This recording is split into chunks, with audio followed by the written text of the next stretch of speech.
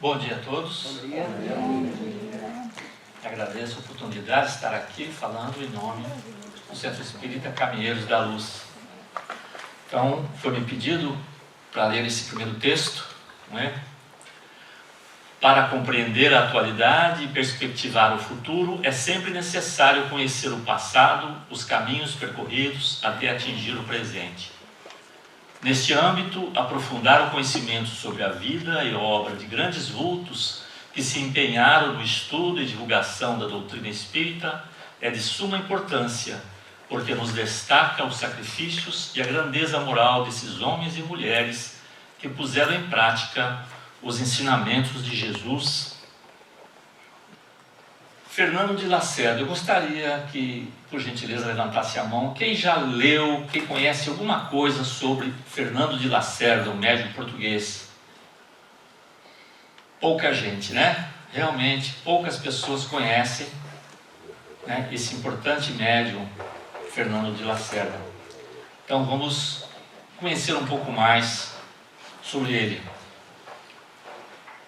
Tem pouca literatura a respeito, não é muito vasta a literatura sobre ele, mas um dos livros que eu considero importantes é Uma História Luso-Brasileira, né, do Paulo Morinha, que ele mostra aqueles médiuns que tinham uma relação muito forte com o Brasil, tá bem? Fernando Augusto de Lacerda e Melo nasceu em Loures, próximo a Lisboa. Aos 13 anos de idade, foi para Lisboa morar com um tio abastado e lá ficou até os 19 anos. Ele foi simpatizante do Partido Republicano. Então ele vai pegar aquele período, né, que vai sair Portugal da monarquia e no período republicano. E ele vai lá todo entusiasmado, né, com a questão da política, conheceu outros jovens, mas depois ele começou a perceber que aquelas pessoas que estavam ali não estavam interessadas realmente em uma melhoria da população, com novas propostas. Estavam muito interessadas em si mesmo, não é? Ele percebeu que os grupos eram grupos de maldizentes, pessoas que realmente queriam só se promover. Ele recebeu até proposta de alguns companheiros, né, entre aspas, de dar um golpe no próprio tio, para pegar algum dinheiro do próprio tio, quer dizer, roubar do próprio tio para a causa deles. Então ele ficou realmente assim desanimado e descrente com relação à política, né, que era mostrada a ele, e ele saiu desses grupos, e retornou a Loures, né, em 1884 para auxiliar o pai, que ficou viúvo na criação dos seus irmãos, não é isso? Lá ele fundou a Associação de Bombeiros Voluntários, junto com jovens da época, e tornou-se o primeiro comandante. Ele é uma pessoa muito ativa e logo colabora para escrevendo para o Jornal do Bombeiro, o Jornal do Bombeiro e Jornal de Alentejo. Repare que vamos perceber que ele, na vida dele, uma das características dele é o empenho, a dedicação, o esforço pessoal de Fernando de Lacerda. Como ele era, aqui tem o Jornal do Bombeiro, edição de 15/2 de 1890, que diz o seguinte sobre ele: presença agradável, voz calorosa, insinuante, extremamente simpático, dotado de uma atividade constante, um ar galhofeiro e um eterno sorriso. Cativa logo quem com ele trata, porque se vê naqueles olhos traquinas um fundo de alma cheio de bondade e de amor. E realmente, eu acrescento aí, era uma pessoa caridosa, era uma pessoa bondosa, sim, e ele tinha muita empatia pelo sofrimento dos outros. Então, as pessoas que o procuravam, ele atendia, não é? Era uma pessoa que realmente olhava para o semelhante, evidentemente seguindo os preceitos e os ensinamentos do nosso Mestre Jesus, não é?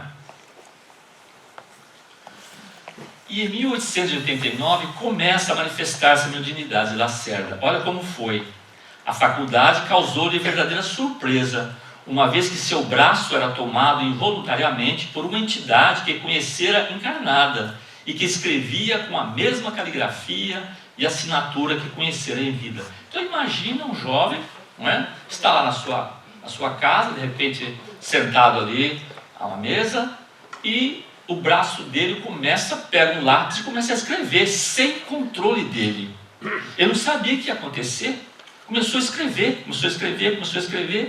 Ele ficou, admirado com aquilo, mas deixou, e terminou, e foi ver a mensagem, e percebeu que era uma pessoa que ele conhecia, como ele dizia. Acontece que a mensagem, o teor da mensagem, era injuriosa, falando mal dele, do próprio Lacerda. Ele admirou aquilo, não é?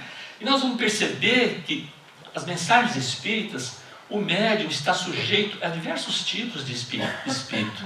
Ele vai ser, muitas vezes, receber aproximação de benfeitores espirituais, esclarecidos, mas também de espíritos ignorantes, sofredores, infelizes. São vários tipos de espíritos que chegam ao médium, vai depender de como ele vai receber aquilo e passar adiante aquelas mensagens que lhe são passadas.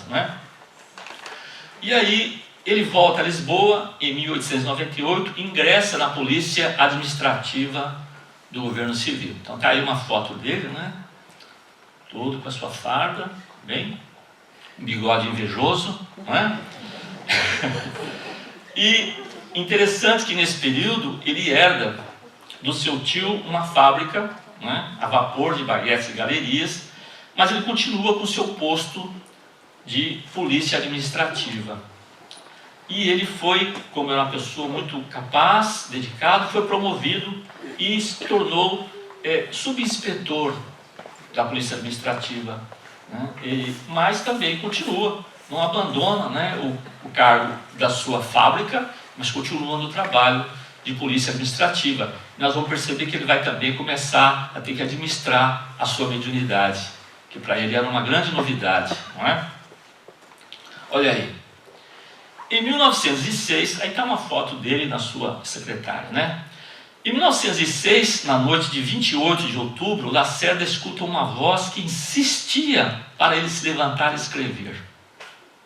E falaram para ele assim, ele falou, mas o que é? Levante, vá lá na sua secretária, você precisa escrever. E ele, aquela voz insistiu, ele levantou e foi. É isso? Tratava-se do espírito de Camilo Castelo Branco. Uma figura importante da nossa literatura, que nós conhecemos, tantos outros também. E Camilo transmitiu a ele uma mensagem, uma carta muito longa. Ele achava que ia ser um recadinho qualquer, mas não, era uma carta longa. E Camilo mandou uma carta para o seu amigo Silva Pinto, também escritor. E esse Silva Pinto estava pensando em cometer suicídio. Então repare aí a importância, uma das características da mediunidade, esse intercâmbio dos dois planos para auxiliar uma pessoa. Aquela carta é muito longa, eu vou pegar um trecho para vocês perceberem como é que foi. Trecho da carta de Camilo Castelo Branco, escreve a seu amigo Silva Pinto por meio da mediunidade Fernando de Lacerda, no dia 28 de outubro de 1906. Isso está, nós vamos ver depois, nos 4 livros que ele escreveu, no primeiro livro do País da Luz. Meu amigo, meu irmão, meu doce e carinhoso irmão, as experiências que tens, estranhamente exagerada, das coisas que te cercam, devem servir só para te desprenderes delas. Deves livrar o teu espírito ao alto, e quando o fizeres, verás que tudo que afadiga e tortura é tão mesquinho, tão insignificante, que não merece que por ele vibre a mais grosseira fibra do teu coração. Camilo Castelo Branco, nós conhecemos, que utilizou o pseudônimo Camilo Cândido Botelho na obra Memórias de um Suicida, psicografado por Ivone de Amaral Pereira. E como o Camilo já havia passado por isso, passou por um suicídio, ele sabia o que ele enfrentou, e ele estava querendo alertar o amigo dele para ele não passar pelo que ele passou. E a carta realmente foi convincente, e Silva Pinto desistiu da ideia de cometer o suicídio. Em 1911, Silva Pinto escreveu uma carta para o Fernando de Lacerda, médium, agradecendo a ele, por ter evitado, né? Acreditou na carta do amigo, porque nós conhecemos a linguagem, o estilo da pessoa de escrever, né? A gente pode não conhecer a obra de um poeta, de um pintor, mas você conhece o estilo. Observamos às vezes um quadro, né, de Monet, fala, eu não conheço essa obra, mas o estilo é de Monet. Essa pintura lembra Picasso, né? Essa poesia lembra, esse conto lembra essa de Queiroz. Conhecemos o estilo. Então Silva Pinto aceitou. E interessante, nesse mesmo ano que o Silva Pinto escreveu a Lacerda, chegou no final do ano e ele desencarnou por morte natural. Olha só, morte natural. Logo ele estava junto de Essa, de Camilo, e depois psicografou através de Fernando de Lacerda. Olha que interessante. Olha como aconteceu. Foi alertado pelo Camilo para não cometer suicídio, não suicidou, morreu de morte natural, não passou pelas agruras que Camilo passou e tantos outros. E depois, junto aos poetas e escritores portugueses e estrangeiros que ele encontrou, ele depois escreve, por meio de Fernando de Lacerda, também a sua carta. Fernando de Lacerda, ele foi um médium com diversos tipos de mediunidade: clareaudiência, vidência e cura.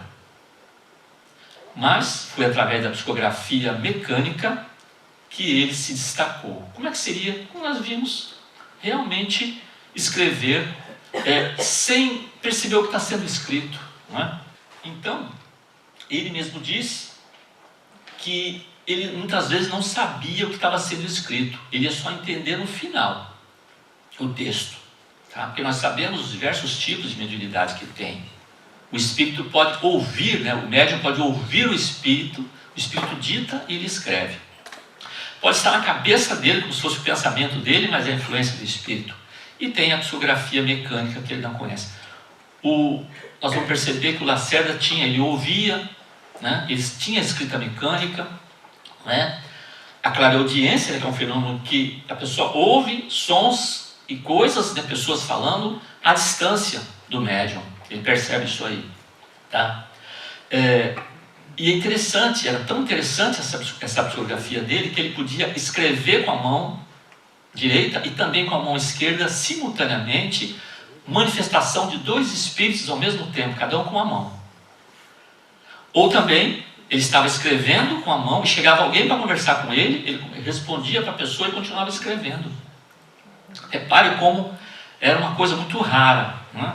Também escrevia chama na psicografia especular, como se fosse no espelho, né? Ao contrário, para você ler tinha que colocar na frente do espelho. O Chico também escrevia assim, não é? E você tinha que ler, tinha que colocar na frente do espelho. Então repare que ele tinha muitas capacidades. Agora, ele tinha uma característica que era importantíssima também, que descrevem sobre o Fernando de Lacerda, que era o seu magnetismo pessoal. Como ele era um polícia, ele conhecia muito a questão dos detentos, das pessoas que estavam na cadeia. E ele chegava lá, próximo de um detento violento, a pessoa chegava perto dele e se acalmava. Ele ia conversar com as pessoas, dava esperança para as pessoas que estavam ali presas. Olha só, o magnetismo dele era muito intenso. E aí eu botei essa foto de um caso, não sei se alguém conhece, Albano Beirão. É interessante esse caso. Esse cidadão que está aí no meio, né, de cabelos brancos, que morreu, desencarnou bastante velhinho, né? Esse cidadão era conhecido como o Homem Macaco. O que era isso? Ficou famoso, inclusive fora de Portugal. Fizeram documentário sobre ele. Ele era de um lugar chamado Veloso, né, do distrito de Guarda. Na juventude, ele tinha de repente uma crise, ele saía correndo, que nem um animal de 4, correndo, subia nos monumentos, subia nos telhados, tinha uma força descomunal. Ninguém conseguia segurá-lo. E aí ele voltava, depois passava um tempo, ele voltava normal, não tinha nada. A mãe dele dizia: meu filho tem uma doença que ninguém tem. Provavelmente era uma obsessão, um estado obsessivo, provavelmente. E ele teve um encontro com o Fernando de Lacerda. Fernando de Lacerda chegou, ele estava lá, fazendo as estripulias dele, correndo, pulando. Chegou o Fernando de Lacerda, ele veio ficou ao lado dele ali, abaixadinho, quietinho. Fernando de Lacerda botou a mão na cabeça dele, acalmou e ficou normal. Quer dizer, a mediunidade de cura, quer dizer, o magnetismo pessoal dele. Esse Albano Beirão, algumas pessoas já conhecendo como ele era, colocava bacias d'água na porta, fechava a porta, deixava a bacia fora. Ele vinha e tomava aquela água, com sofreguidão, aquela água, muita água, e saía correndo, né, quase desnudo, correndo para lá e para cá, subindo, e era sempre assim, e ficou a vida inteira assim, e morreu desse jeito, e nenhum médico da época souberam o que ele tinha, né? Mas ele se acalmava quando chegava próximo de Fernando de Lacerda. Olha que interessante agora. Em 1932, Francisco Cândido Xavier, nosso querido Chico Xavier, lançou a obra Parnaso de Além Túmulo, livro de grande impacto que deu início à sua imensa tarefa na literatura mediúnica. 24 anos antes, em 1908, a publicação do primeiro volume do livro Do País da Luz, de Fernando de Lacerda, teve igual repercussão em Lisboa. Dentre os espíritos que se manifestavam através da psicografia de Lacerda, destacam-se Essa de Queiroz, Eliodoro Salgado, João de Deus, Vitor Hugo, Júlio Diniz, Alexandre Herculano, Camilo Castelo Branco, Antero de Quental, todos. E esses também foram recebidos, muitos deles, pelo Chico, também na obra Parnaso de Além Túmulo. Olha só que interessante. Mas, assim como do Chico, o livro de Chico, psicografado por Chico e por Lacerda, deu muita polêmica. As pessoas não acreditavam naquilo. Não, isso aí o médium está delirando, isso é coisa do delírio da cabeça desses médiuns aí, isso aí é tudo que não existe. Como é que pode ser Essa de Queiroz, Camilo Castelo Branco escrevendo agora? Eles já morreram há muito tempo, quem morreu acabou. Essa era a ideia, e até hoje ainda as pessoas, muita gente acha isso, que morreu acabou, não é? Mas depois, não podiam duvidar da honestidade de Fernando de Lacerda. Outra característica dele importante, é uma pessoa muito honesta, né? E aí, vou mostrar para vocês também um jornal semanal, O Século, 7 de setembro de 1908, de Lisboa. Foi um repórter entrevistar. Está aí a entrevista que ele fez neste jornal, em 1908. Esse repórter, ele assina o nome, esse jornalista, por J.S., não fala o nome, né? Ele chega para conversar com o Lacerda está lá no fundo da casa, fala: você espera que eu já vou aí, aguarda aí. E aí, o repórter ficou na biblioteca dele olhando se ele era um conhecedor da literatura, né? Se ele era uma pessoa intelectualizada, se estudava filosofia. Viu a biblioteca de Fernando de Lacerda, tinha o quê? Romances populares, coisas bem simples, do dia a dia. Nada de filosofia, nada de literatura. Como é que ele escrevia essas obras, não é? E aí o jornalista foi conversar com ele, entrevistou. Eu falei: mas como é que é? Esses espíritos chegam perto de você? Ele falou: sim, alguns já estão aqui. Já estão aqui. Eu falei: então você pode escrever? Assim, pegou o papel e começou a escrever. Certo? Conversando com ele. E foi escrevendo e apareceu. Camilo, foi aparecendo. Aí o repórter ficou vendo aquilo, ficou meio incrédulo, mas a coisa estava brotando ali, estava saindo. Eu falei: será que eles poderiam falar alguma coisa sobre política? Sim, pois não. Um deles escreveu um texto sobre política na hora. Então a coisa era assim. Lendo, é um pouco grande até essa eu li inteiro, a reportagem desse jornal aí. O repórter não questiona também a honestidade de Fernando de Lacerda, mas também não fala que aquilo era real, Não ficou claro no jornal que você lê se Lacerda era verdadeiro ou era um mistificador, tá certo? Então ele deixa para o público analisar, mas ali está evidente, Ele checou, ele não conhecia a literatura, ele não era uma pessoa especializada em nada. Escrever poemas com uma facilidade tão grande, no estilo realmente daqueles escritores, é de se admirar. Tá bem? Com a implantação da República, em 1910, Lacerda, que era policial, mas ainda ligado às ideias espiritualistas, começou a ter dificuldades no seu trabalho mediúnico, uma vez que a sociedade da época foi influenciada pelas crenças materialistas e ateístas pregadas pelos republicanos. Ele começou a sentir uma certa pressão no trabalho dele. O trabalho dele, porque ele era um espiritualista. Ele se dizia médium, falava com os mortos. Isso não era aceitável para muitos da época. Então começou a sentir uma certa pressão no próprio trabalho dele, né? Em fevereiro de 1911, a situação profissional de Lacerda ficou delicada, devido a uma investigação policial em um clube recreativo ao qual Lacerda havia pertencido. Ele pertenceu a um clube e depois saiu do clube, mas em que foram descobertas práticas de jogos de azar com a detenção de vários frequentadores. Olha só. E ele foi, tipo assim, né, foi indiciado também, foi chamado, né, para prestar depoimento sobre aquilo que ele não tinha nada a ver com aquilo. Lacerda foi suspenso de sua atividade profissional por ser considerado conivente com aquela prática ilegal. Mas depois mesmo Lacerda abriu uma sindicância para analisar profundamente e foi ver que era um funcionário corrupto, que ele nem sabia do caso, que estava envolvido sim, mas não ele. Tá? Então, sendo mais tarde provado a sua inocência. Então repare que o trabalho do médium não é simples, não é fácil, são muitas perseguições também da igreja da época, é lógico, né? Como o próprio Chico também sofreu, Eurípides Barçanufo, Bezerra de Menezes, tantos outros sofreram pressão, diversos tipos de pressão, né? E ele foi caluniado por um advogado chamado, peguei o nome dele, Fernão Boto, né? E notícia no jornal, querendo sempre falar que o Lacerda não era uma pessoa honesta, pessoa, né, tipo calúnia, difamação realmente do médium. Isso pressionou, né, a situação difícil que estava passando, e animado por um amigo, administrador da livraria da Federação Espírita Brasileira, chamado Dr. Fernando Moura, com quem se correspondia assiduamente, começou a pensar em migrar para o Brasil, né?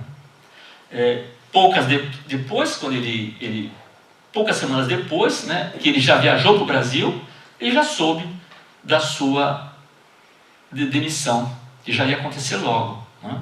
E ele deixou a fábrica, que ele tinha os cuidados dos seus irmãos, dando também o cuidado das crianças que ainda tinha lá, de alguns sobrinhos, não é? E olha aí, Fernando de Lacerda embarcou em Lisboa no dia 10 de julho de 1911 e chegou ao Rio de Janeiro 13 dias depois, em 23 de julho de 1911.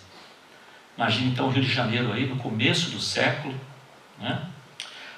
Alugou um quarto para solteiros e esse doutor Fernando de Moura, que era ligado à Federação Espírita Brasileira, já pegou ele, já levou, já foi, apresentou, lá, já levou na Federação Espírita Brasileira, ele foi apresentado, já começou a participar das reuniões e começou a ter uma ligação sim com os espíritas daquela época. Mas ele precisava do sustento.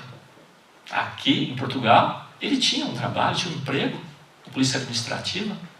E aí, Fernando de Moura e outros conseguiram para ele, falaram, olha, você pode conseguir aqui, nós vamos conseguir para você o mesmo emprego que você tinha lá em Portugal, e ganhando mais ainda. Só que, no Brasil, no caso, né, nessa época também, para você ser funcionário público, você tem que ser brasileiro. Você tem que mudar, sim, né? Você tinha que mudar, naturalizar-se brasileiro, para você poder ter esse emprego. E aí, ele era muito apegado a Portugal. Mesmo sendo, entre aspas, abandonado pelo seu país, ele não quis mudar e continuou como português, então ele não pôde trabalhar naquele emprego que estava preparado para ele. Isso aconteceu, né? E as dificuldades continuaram, ele precisava trabalhar. E aí, eu coloquei na próxima, que é interessante, permaneceu desempregado por um bom tempo, e aí tem a estratagema do seu amigo, Dr. Fernando de Moura. Quem tem padrinho não morre pagão, né? Então o doutor Fernando de Moura deu um jeito, o seguinte, ele tinha 2 sobrados que estavam já, a prefeitura ia ser demolido para passar uma avenida, mas as coisas demoram muito, né, para acontecer. Lá no Brasil é assim, não sei se aqui a coisa pública é assim, demorada, mas lá é muito demorado para acontecer. Então o que o Fernando de Lacerda fez? Desculpe, o Fernando de Moura fez? Fez uma venda fictícia para o Lacerda, como se aqueles 2 prédios fossem dele. Ele morou no sobrado e alugava os outros apartamentos que tinha. Esse foi o sustento que Lacerda teve durante 7 anos no Brasil, com dificuldades, porque não era um salário bom, né? As rendas eram muito baixas, então ele teve dificuldades mesmo assim. Mas ele foi apoiado dessa maneira. Isso está escrito, né, em diversas... os escritos que eu achei, todos contam a mesma história, dessa questão, desse estratagema do amigo, para ele poder ter um salário, para poder sobreviver, né? O trabalho de mediúnico de Lacerda não parou. Os espíritos não pararam, não é porque ele foi para o Brasil que os espíritos pararam, não. Continuaram, o seu trabalho mediúnico continuou, e num campo fértil também, porque na época o Brasil também estava fervilhando ali todos os trabalhos, né, de espíritas também importantes da época, né? Fernando de Lacerda recebeu, via mediúnica, uma série de 4 livros, editados em língua portuguesa, com o título do País da Luz. Muitos espíritos de grandes vultos da literatura, da política, da religião, comunicaram por ele, por seu intermédio, continua, como falei, essa de Queiroz, menos mesmo, né? E deu mais ainda, Antônio Vieira, João de Deus, Napoleão Bonaparte, César Cantu, Latino Leão XIII, Bartolomeu dos Mártires, Teresa d'Ávila escreveu por meio de Fernando de Lacerda, Allan Kardec escreveu por meio de Fernando de Lacerda, Emílio Zola, Pedro Alcântara, olha, Arthur Azevedo continuou com o seu trabalho mediúnico, né? Ainda sonhava em voltar a Portugal, não para viver, pois o seu Portugal já não existia mais, como ele tinha na época da monarquia, não é? Mas para rever os amigos e abraçar a família, sobretudo os afilhados. Então ele tinha um apego muito grande pelos seus familiares, que estavam aqui em Portugal, não é? Mas um dos afilhados, inclusive,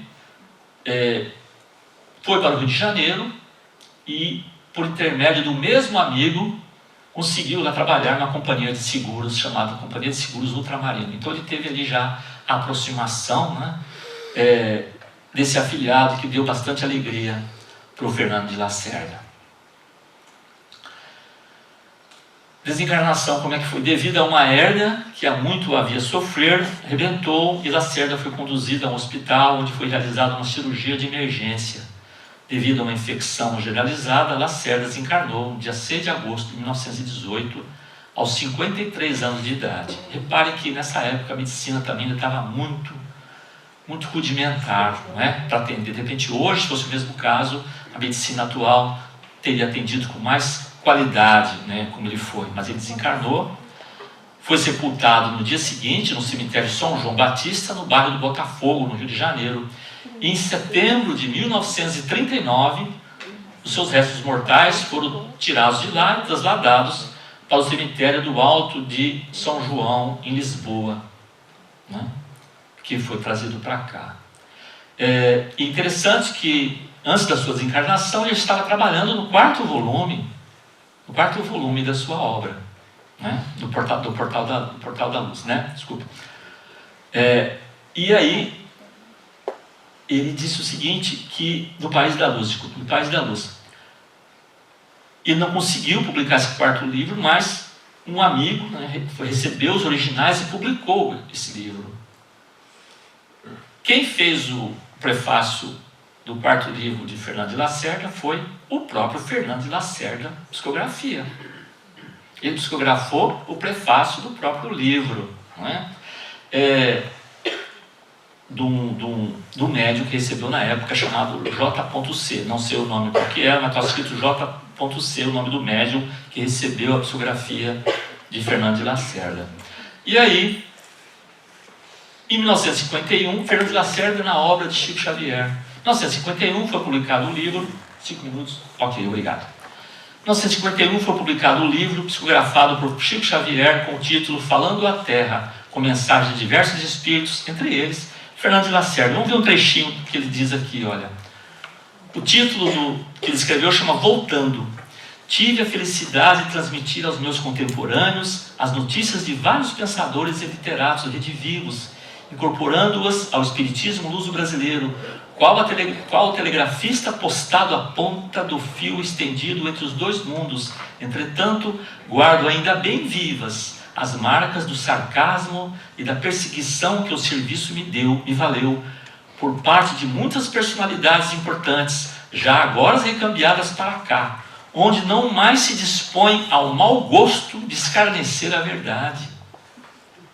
Não é fácil entregar certas mensagens a destinatários que se voltam contra elas. Então, aquelas pessoas que não acreditavam, que escarneceram Fernando de Lacerda, foram para lá e viram o mundo espiritual como é que era, exatamente como ele descrevia, e os escritores descreviam o mundo espiritual que eles encontraram. É de assinalar que a União Espírita da região de Lisboa realizou o seminário Fernando de Lacerda Médium português, um vulto do movimento espírita. Cerca de 230 pessoas inscreveram-se no evento que decorreu em 27 de março de 2011. Olha só, faz um pouquinho de tempo. No auditório da Faculdade de Medicina Dentária de Lisboa. O evento procurou resgatar o trabalho de um médium espírita notável, cuja influência extrapolou os limites da nação portuguesa. Eu encerro aqui, com essa cidade que vocês conhecem, com a imagem do nosso querido Rio de Janeiro, com Jesus aí de braços abertos, não só para Fernando de Lacerda, mas também tantos outros, como Antônio Gonçalves da Silva, nosso querido Batuíra, que todos já ouviram falar. Também foi, nos primórdios do Espiritismo, Augusto Elias da Silva, que foi o fundador da revista O Reformador, que até hoje é publicada pela Federação Espírita Brasileira, era um fotógrafo que na sua casa se reuniu com outros brasileiros e fundaram a Federação Espírita Brasileira. Teve a participação de um português, Augusto Elias da Silva. Também ele era contemporâneo de Bezerra de Menezes, certo? E Jerônimo Ribeiro e tantos outros que foram para o Brasil, e divulgaram muito bem a doutrina dos Espíritos. Essa é a reflexão de hoje. Agradeço muito a atenção de vocês. Muito bom dia.